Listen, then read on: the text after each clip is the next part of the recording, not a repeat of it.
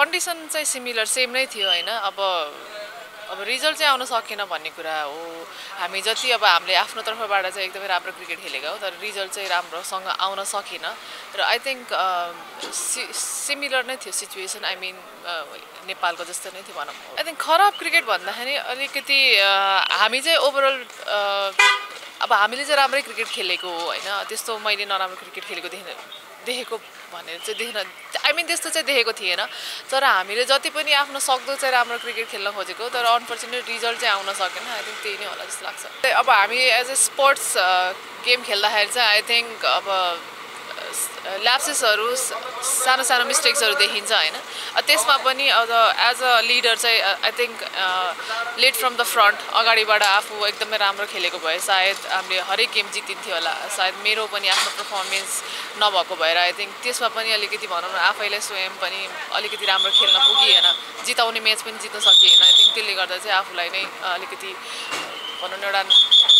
सायद राम्रो खेलेको भए चाहिँ जितिन्थ्यो जस्तो लाग्छ एकदमै उहाँहरूको चाहिँ अब भनौँ न अब जसरी अहिले एक्सपोजर पाइराख्नु भएको छ उहाँहरूले अहिलेदेखि नै आई थिंक एकदमै राम्रो क्रिकेट पनि खेलिराख्नु भएको छ इन फ्युचर अझै राम्रो उहाँहरूले एकदमै राम्रो क्रिकेट पनि खेल्नुहुनेछ हामी यसरी नै भनौँ न एउटा राम्रो टिमसँग म्याच एक्सपोजर पाइरहेको छ हाम्रो लागि त्यो नै ठुलो कुरा हो अहिले किन भन्दाखेरि नमिबिया युगान्डा अब भनौँ न नेदरल्यान्ड थाइल्यान्ड भनेको एकदमै राम्रो टिम हो अब हामीलाई एसिया क्वालिफायरको लागि चाहिँ एकदमै बेस्ट प्रिपरेसन मान्छु आई थिंक एकदमै फ्रुटफुल रह्यो रिजल्ट आउन सकेन त्यो सेकेन्डरी पार्ट भयो तर हामीले जति पनि अब स्टार्टिङ पहिला जसरी हामीले क्रिकेट खेलिन्थ्यो र अहिले जसरी क्रिकेट खेलिन्थ्यो एकदमै भास्ट चेन्ज छ हैन अब आई थिंक सिमिलर चेन्जेसहरू छ हैन फिल्डिङमा भनौँ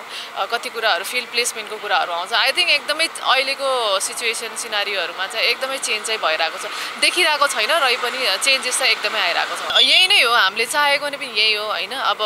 जसरी वुमेन्स टिमलाई अपग्रेड गर्न सक्यो त्यति नै हामीले भनौँ न छिटो रिजल्ट दिने हो अब भर्सक रिजल्ट आउन सकेको छैन हामी फेरि आत्तिरहेका छौँ कि रिजल्ट छिटो आओस् भनेर तर एभ्रिथिङ अब राम्रो टिम पाइरहेको छौँ राम्रो नयाँ टिम पाइरहेको छु सो त्यसले गर्दा चाहिँ माइट बी अलिकति रिजल्ट आउन अलि लेट भइरहेको छ इन फ्युचर आई थिंक हामीले यसरी नै एक्सपोजर राम्रो पाइरहेको बेलामा हामीले यसरी क्यारी गर्न सक्यो भने आई थिंक एकदमै राम्रो वुमेन्स क्रिकेटको टिम चाहिँ एकदम ब्राइट देख्छु भन्छु म बारम्बार त्यही हुन्छ अब अनुभव बटुल्न बाहेक त अरू के भएन हामीले तर फाइटिङ कम्पिटिसन चाहिँ एकदमै दुईटा म्याच बाहेक चाहिँ हामीले अरू म्याचेसहरू राम्रो प्रतिस्पर्धा भयो अरू टिमहरूसँग र हामी रियालिटी भन्नुपर्दा चाहिँ फाइनल पुग्ने नै टिम थियो त्यहाँ चाहिँ तर हामीले म्याचको दौरान सानो सानो गल्तीहरू जुन फिल्डिङमा हैन ब्याटिङमा सानो सानो गल्तीहरू गऱ्यौँ त्यो कारणले चाहिँ हामी हार्न पुग्यौँ थाइल्यान्ड र अब हाम्रो नेदरल्यान्ड त उनीहरू वान डे पनि खेल्ने वान डे पाइसकेको टिमहरू हैन उनीहरू धेरै राम्रो टिमहरू पनि हो र तिनीहरूलाई पनि हामीले यहाँ कम्पिटिसन गर्थ्यौँ त्यो आधारमा हामीले हेर्दा चाहिँ युगान्डामा चाहिँ हामी फाइनल पुग्छौँ फाइनल उपाधि नै लिएर आउने चाहिँ हाम्रो एउटा उद्देश्य थियो त्यतिखेर हैन तर त्यहाँ हामीले चाहिँ अब त्यहाँ पुगेपछि हामीले त्यहाँ पनि गएर अब बारम्बार त्यही हुन्छ हामीले अब क्याचेसहरू अब प्रायः जस्तो छोड्यो भने क्याचेसहरू छोड्दाखेरि चाहिँ हामीले त्यो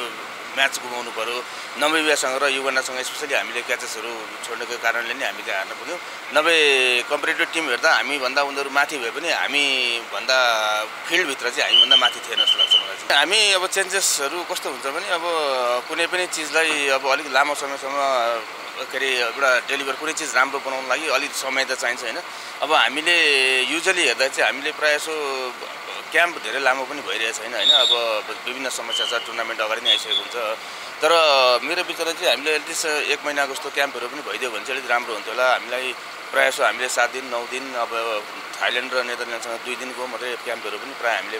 लियौँ हैन त्यो अनुसारले अलिक समय चाहिँ लामो भयो भने यो कुराहरूलाई यो फिल्डिङ र फिटनेस एकैचोटि सुधार्न सकिँदैन अलिक समय चाहिँ लामो चाहिन्छ जस्तो लाग्छ कि त अब घरमा जाँदाखेरि घरमा उनीहरूले ट्रेनिङ गर्नु पर्यो नत्र भने क्याम्पको समयमा चाहिँ अलिकति समय लामो चाहिन्छ जस्तो लाग्छ मलाई चाहिँ त मेन कुरा हेर्दा चाहिँ हामीले रनआउट ट्युनिङ नमिलेको जस्तो देखिन्छ हैन तर एउटा मेन्टली हामी के भइरहेछौँ भने हामीसँग हामीले त्यहाँ हेरेको भनेको हामीले फिल्डिङ मात्रै हैन र फिटनेस मात्रै हैन हामीसँग वास्तवमा हेर्दा चाहिँ ब्याटिङमा स्ट्रेन्थ छैन हामी जब हान्न सक्दैनौँ हामी फुल टच बललाई पनि बाउन्ड्रीसँग पुर्याउन सक्दैनौँ तब हामी के गर्छौँ भने अतालिन थाल्यौँ त्यो हामी अतालिन थाल्दा हातमा गएको रनहरू लिन थाल्ने हैन अब जब ब्याट्सम्यानलाई कन्फिडेन्ट हुन्छ म चौका छक्का पनि हान्न सक्छु मसँग स्ट्रेन्थ छ भन्ने भयो भने चाहिँ उनीहरूले त्यस्तो रनहरू पनि लिँदैन थियो होला अब यहाँ चाहिँ हाम्रो अलिकति कमी कमजोरी चाहिँ हाम्रो स्ट्रेन्थ पावर पनि देखियो बहिनीहरूसँग हैन बहिनीहरूसँग त्यस्तो पावर छैन कि त्यही भएर हामीले एउटा पावर सम्झి हामीले अहिले ट्रेनर आउनु भएको छैन ट्रेनरलाई स्पेशली उनीहरूलाई पावरको लागि स्ट्रेन्थको लागि हामीले यसो ट्रेनिङ प्लान बनाएर दिनु भनेको छौँ हैन र उसले उता दिल्ली पुगेर बनाएर दिन्छु भनेको छ उसले हैन र हामीसँग देखिएको भनेको रनिङ बिट्विन द विकेट हुने चाहिँ हाम्रो मेन्टली के छ भने म हान्न सक्दिनँ, म यथास्थितिमा म इन चेन्ज गरिहाल्छु भन्ने खालको स्थिति मानसिकता देखियो। त्यो हिसाबले चाहिँ यहाँ हामीले चाहिँ इम्प्रुभ गर्नुपर्ने भनेको चाहिँ स्ट्रेन्थमा पनि धेरै इम्प्रुभ गर्नुपर्छ नेपाल टिमलाई। यङ्स्टरबाट एकदमै खुसी छु, किनभने एकदमै क्रिकेटको नलेज भएको अहिले आउनुभएको छ सबैजना यङ्स्टरहरू होइन। अब सिनियर र जुनियरमा हामीले वास्तवमा क्रिकेटको नलेजको हिसाबले कम्पेयर गर्नै मिल्दैन, किनभने उनीहरू बराबरै छन् नलेजको हिसाबले। यिनीहरू यति राम्रो छन् कि अब हजुरले बलिङमा को ब्याट्सम्यान लागेको छ होइन, फिल्डिङमा त्यही एजाइल छन्, फिल्डिङमा पनि एकदम राम्रो छ। हामीले चाहिँ अब अन्डर 19बाट चाहिँ मैले एकदमै पोजिटिभहरू छु र यिनीहरू दीर्घकालीन रूपमा नेपाल टिमलाई एकदमै राम्रो सहयोग गर्नेछन् जस्तो लाग्छ मलाई अहिले। एकदमै अब तपाईँले क्याम्प भन्नुभयो, क्याम्प अब लगभग 1-2 दिनमै सुरु भइहाल्छ होला होइन। अब क्याम्प चाहिँ 1-2 दिनमै सुरु हुन्छ होला। र हामीले जुन नेपाल क्रिकेट सङ्घले हामीलाई नेदरल्यान्ड र थाइल्यान्डसँग यहाँ ट्राई सिरिजहरू दिनुभयो र हामीभन्दा बेटर टिम युगान्डामा पनि हामीले अब नामिबिया, हङकङ अनि युगान्डाहरू टिम जस्तो राम्रो टिमहरू, हामीभन्दा बेटर टिमहरू होइन। हङकङ हामीभन्दा एक स्टेप पछाडि होला, तर अरू सबै बेटर टिमहरू थियो हामीभन्दा। त्यो टिमहरूले चाहिँ हाम्रो वर्ल्ड कप क्वालिफायर, हाम्रो मेन उद्देश्य भनेको पनि यो अहिलेको टुरहरू भन्दा पनि हामीले मेन त वर्ल्ड कप क्वालिफायरलाई लिएको छु होइन। त्यो अनुसारले हाम्रो तयारीको लपलाई यो टिमहरू दिँदा चाहिँ म एकदमै खुसी पनि छु र हामीले हाम्रो विकनेस के छ, हाम्रो स्ट्रेन्थ के छ, यो कुराहरू हामीले थाहा पाउन सकेको छु, किन राम्रो टिमसँग खेल्दा थाहा पाउने हो होइन। त्यो हिसाबले गर्दा चाहिँ क्यानलाई पनि धन्यवाद दिन चाहन्छु यो कुरामा। र हामी यस्तै सिरिजहरू चाहिँ हामीले अझै बारम्बार आइरहोस् भन्ने चाहन्छु वर्ल्ड कप क्वालिफायर भन्दा अगाडि चाहिँ। किन हामीले 4th पोजिसन र अथवा हार जित भन्दा पनि अब हामीले कमिटमेन्ट कति दियौँ होइन, एफोर्ट कति लगायौँ, हाम्रो इन्टेन्ट के थियो, हामीले फिल्डिङमा हामीले इफोर्टहरू, त्यो कुराहरू काउन्ट गर्ने होइन। अब यो कुरामा चाहिँ म चाहिँ मेरो बहिनीहरूसँग चाहिँ म एकदमै खुसी पनि छु। उनीहरूले एफोर्टहरू दिन खोजिरहेको थियो, दिइरहेको पनि थिए होइन। इन्टेन्टहरू पोजिटिभ इन्टेन्टहरू भइरहेको थियो। हामीले पहिलाभन्दा फिल्डिङहरूमा इम्प्रुभ छ, हामीले हेर्ने भनेको चाहिँ इम्प्रुभनेसहरू हो। अब एकैचोटि त धेरै चेन्जेसहरू ल्याउन सकिँदैन होइन, तर पनि इम्प्रुभमेन्ट हो। फिल्डिङमा हामी इम्प्रुभ भइरहेछौँ। ब्याटिङमा अलिक त्यहाँको पिचको कन्डिसन अलिकति अझै हाम्रोभन्दा अलिकति स्पिन पनि वाला थियो र अलिकति घाँस थियो सुरुमा चाहिँ। त्यो भएर उनीहरू अलिकति सर्टहरू गर्दा चाहिँ रनआउटमा अलिकति हिचकिरहेको थिए। तर ओभरअल हेर्दा चाहिँ एकदमै मलाई चाहिँ बहिनीहरूसँग खुसी पनि छु हामी, किनभने इम्प्रुभ थोरै भए पनि गर्दैछौँ भन्ने कुरा